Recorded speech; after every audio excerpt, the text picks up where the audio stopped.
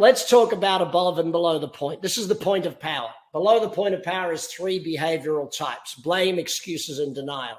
Denial is where you think you're great, but you're not actually, where, you think you're a rock star. I call them the looking good, going nowhere crowd. They look good, but they're deep in debt. They think they're amazing, but they haven't had a pay rise or a promotion in years type thing. If you did an annual score of them, like if you gave them an annual report card, their report card would say same grade as last year. They're not getting an A in finance or an A in relationships or an A in health. They're not getting a grade moving up to the next grade type thing. That's the person who's in denial. The next one is the person who's always got an excuse. Or for those of you from the UK on the call, I noticed a few of you from the UK, you guys have a reason why. Excuses are a killer. These points are below the point of power. You cannot have a successful life living with any one of these 3 diseases. And they are diseases. The disease of denial, where you don't even face the reality. You think you're great, but you look at your credit card bills and your bank balance, and your credit card bills are higher than your bank balance. That's a problem. That's called denial, okay? Excuses, always having a reason why, or even worse than that, always having someone or something to blame. Oh, it's the government's fault. It's this fault. It's that fault. Nope. Only one consistent factor in your life, and that would be you. So no matter what it is, I still remember years and years ago chatting with a client who was about to go through his 3rd divorce, and he looked at me and said, Brad, it just doesn't make any sense to me. I said, well, there's one consistent factor in all 3 of your marriages. And he looked at me weird and he goes, what, that I was married to a woman? I said, no, you are the consistent factor in ruining all 3 of your marriages. So get your act together, son. Start learning how to have a relationship. You want a good relationship? You probably should read 6 books on how to have a good relationship, or study how to have a good relationship. It's not complex. So above this point, again, there are 3 things. If we take a look at getting out of the reasons and get to above the point: responsibility, accountability, and of course, ownership. So if you look at the bottom one, that spells bed. You made your own bed and you're going to lie in it, okay? If you get above the point, you have as you read the top one, it's your own ship, and you have the OAR, O-A-R, accountability and responsibility, joint ownership to create the OAR. So responsibility is the very basic level above the point. Responsibility is where you choose what you do, you choose your actions, and you recognize that you are choosing your actions and decisions. Accountability is where you're willing to be held to account, where you're willing to stand up and say, yep, that's my number, that's my results, that's my thing. You hold an accountable position for where you're going.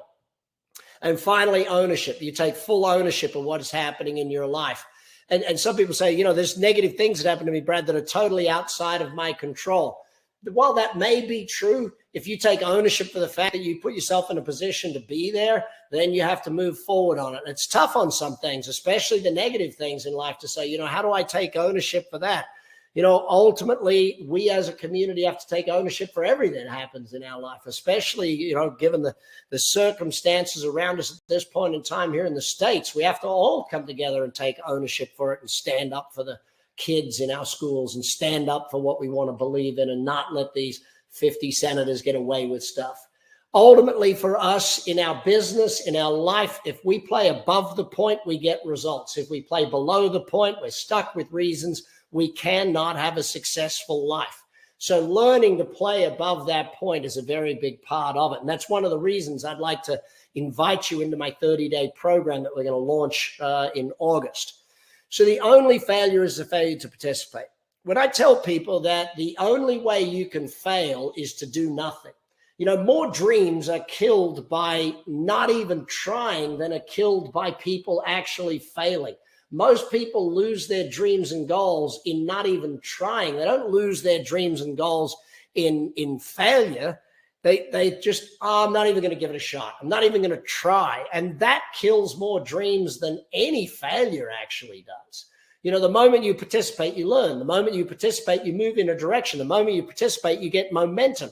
The moment you do it, like joining this webinar here today, is you participating in a better future for you. When I remember being a 16-year-old young man and winning the Rotary Youth Leadership Award in my area, and then going on to start learning how to become a better me, That's when I started to really participate, not by just doing schoolwork, but by participating in my life and participating in where I want to go and how I want to get there. If you start thinking of other things you want to get out of this, make sure you type them in the chat window, or if you start thinking of questions, make sure it is. So 2 words that will kill your ability to succeed. I know. Your ability to learn is killed. Your ability, and let's put it very bluntly, speed of learning determines speed of growth, determines speed of success.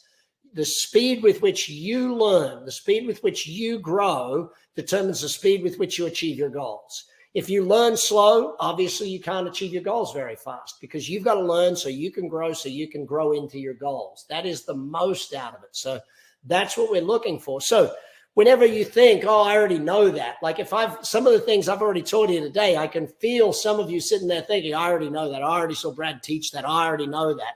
No. All we do all the time is we use the words, isn't that interesting? Isn't that interesting is what we're looking for, because that way we get into a learning frame of mind. I don't argue with people. I go, oh, isn't that interesting? When someone's wrong, no use arguing. You just go, oh, isn't that interesting? Oh, that's really interesting. Oh, isn't that interesting? There's no use arguing. As my dad used to say, he said, if you argue with an idiot, you just create 2. You step down to their level of stupidity to have the argument. So you've got to get your brain in a space of, isn't that interesting, rather than I know. I know comes from a right-wrong mentality. In success in life, we don't come from a right-wrong mentality, because it basically goes against the principle of life. See, in life, everything comes in 3s.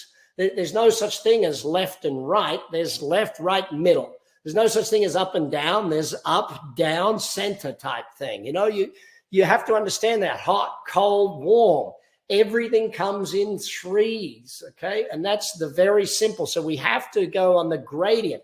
Like, how many different colors are there when you go from white to black? How many shades of gray?